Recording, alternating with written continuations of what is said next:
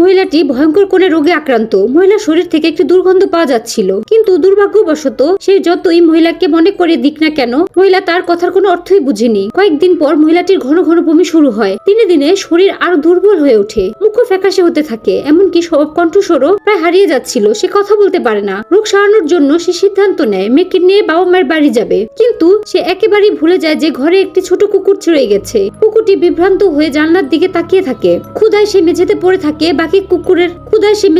থাকা বাকি কুকুরের খাবার খায়, তারপর টয়লেটের পানি খায়, কিন্তু বাইরে যেতে চাইলে দরজাটি বন্ধ থাকে। তাই সে প্রতিদিন মহিলার ফিরে আসার জন্য অপেক্ষা করতে থাকে।